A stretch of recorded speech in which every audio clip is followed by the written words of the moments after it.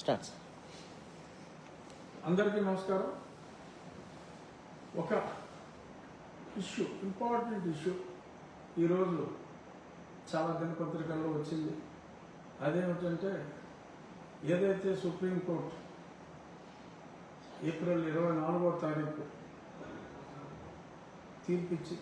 మార్చి 24వ తారీఖు తీర్పిచ్చిందో, చింతాడ ఆనంద్, పాస్టర్ చింతాడ ఆనంద్ అనే వ్యక్తి విషయంలో ఆ పాస్టర్ నా మీద ఎవరో దాడి చేశారు అని ఎస్సీ అట్రాసిటీస్ కేసు పెడితే పోలీసులు గుడ్డిగా దొంగపోతే ఏంటంటే దోణ కట్టేయండి అనే చందంలో మరి వాళ్ళు కేసు కట్టడం.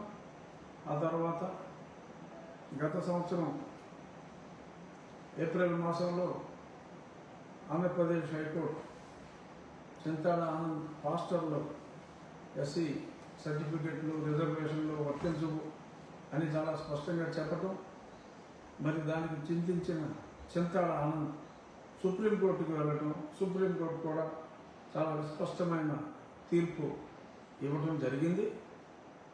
సరే, ఆ తర్వాత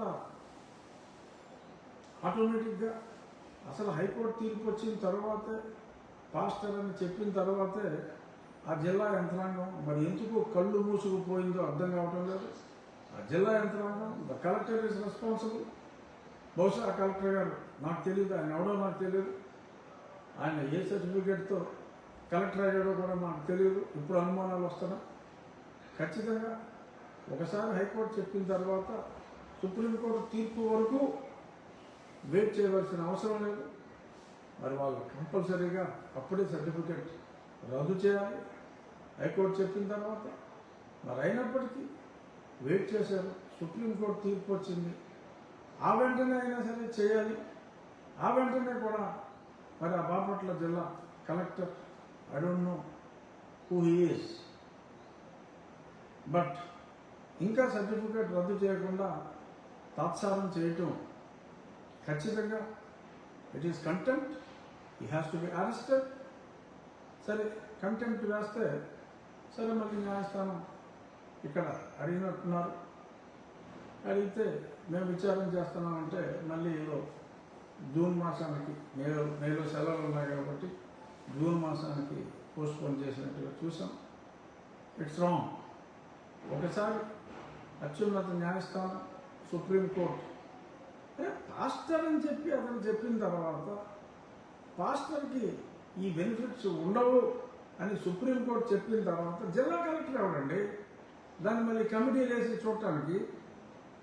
సుప్రీంకోర్టు తీర్పుని తప్పంటానికి జిల్లా కలెక్టర్కి అధికారం ఉందా? పాస్టర్ అనే చెప్తూ పాస్టర్ అనే వేసి అతను కేసు ఫైల్ చేసి మరి అంత స్పష్టంగా కనపడతా ఉంటే ఏ కళ్ళు మూసిపోయింది అనుకుంటున్నారా ప్రభుత్వాన్ని? This is totally wrong. తక్షణం అతని సర్టిఫికేట్ని రద్దు చేయకపోతే action has to be initiated against that particular IAS officer who is the district collector who is heading joint collector లెవెల్లో కమిటీ. ఓకే, జాయింట్ కలెక్టర్ మీద కూడా యాక్షన్ తీసుకోవాలి. సుప్రీంకోర్టు పాస్టర్ అని చెప్పిన తర్వాత ఇంకేంటే జాయింట్ కలెక్టర్ మీరు చేసేది అక్కడ ఏం చేస్తారు? So matter is very serious. ప్రభుత్వం కూడా ఇందులో ఇంటర్ఫియర్ అవ్వాలి తప్పకుండా. ఎందుకంటే రాజ్యాంగ ఉల్లంఘన ఇంత దారుణంగా జరుగుతూ ఉంటే మరి ఈ రకంగా కాలయాపన చేయటం అనేది అది కరెక్ట్ కాదు. ఇది చెప్పాలి అనే ఉద్దేశం మీద నేను మీ ముందుకు వచ్చా. పనిలో పనిగా నిన్న కొంత క్లారిఫై చేశా. చూశాను, ఆయన ఏదో ది న్యూస్ అంట, ఒక అతను డార్క్గా ఉంటాడు, అతని పేరు నాకు తెలియదు. సరే, రంగే ఉంది, నేను ఒకరు తెల్లగా ఉండొచ్చు, ఒకరు నల్లగా ఉండొచ్చు, కానీ గుర్తు కోసం చెప్తున్నా. The news. అలాగే వాడు ప్రొఫెసర్ రమేష్ అట, మరి అతనేం ప్రొఫెసర్ నాకు తెలియదు. బహుశా ఈజ్ క్రిస్టియన్, పర్హాప్స్ పక్కా క్రిస్టియన్, అందులో డౌట్ ఏం లేదు. అతను మాట్లాడే మాటలు అయినా కూడా ఏ మతమైనా సరే మాకు అనవసరం. కానీ ఒక అబద్ధాన్ని నిజమనే విధంగా మాట్లాడుతున్నారు. అలాగే ప్రశ్న రావడం, అతను నన్ను ఇంతకుముందు ఇంటర్వ్యూలు కూడా చేస్తున్నాడు. అర్ధరాత్రి దొంగచాటుగా చేయవలసిన పని ఏంటి అని వీళ్ళందరికీ మళ్ళీ చెప్తున్నా, ఇది అర్ధరాత్రి చేసింది కాదు. అన్ని అనుమతులు తీసుకొని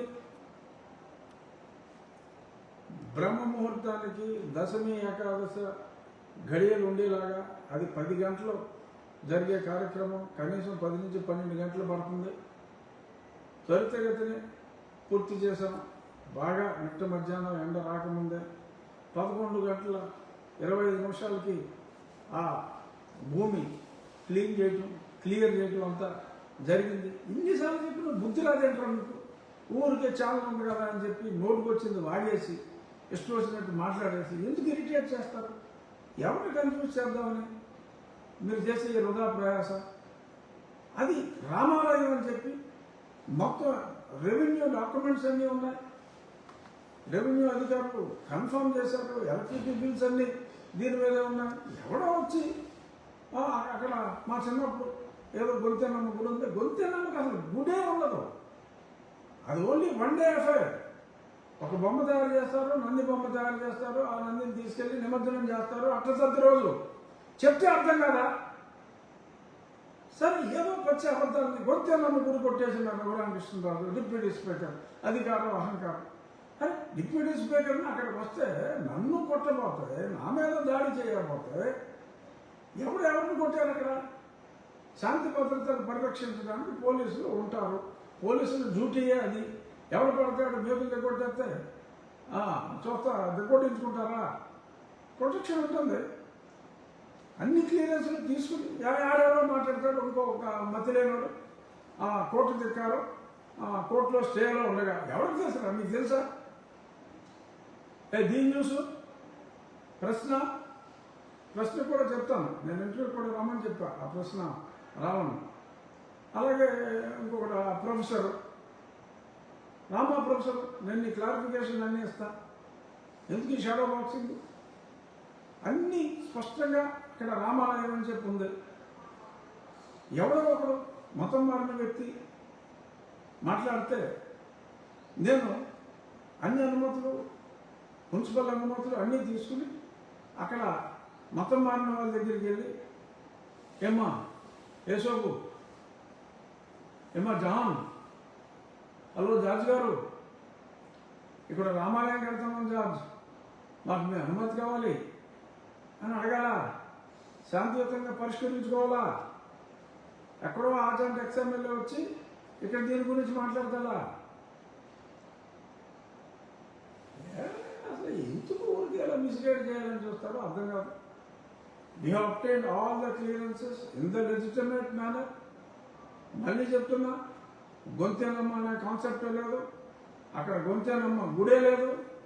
ఇదే గొంతెనమ్మ అని చెప్పి గొంతులు చేర్చుకొని శ్రావణ్ కుమార్ కోర్టులో మాట్లాడినప్పుడు న్యాయమూర్తి గారు కూడా చాలా స్పష్టంగా చెప్పారు. ఆ రికార్డింగ్స్ అన్నీ ఉన్నాయి. కావాలంటే ఈ బోగస్ ఛానల్లో ఇస్తా, చూసుకోండి. చాలా స్పష్టంగా. అది అక్కడ వెల్ అప్డేటెడ్గా ఉండి చెత్త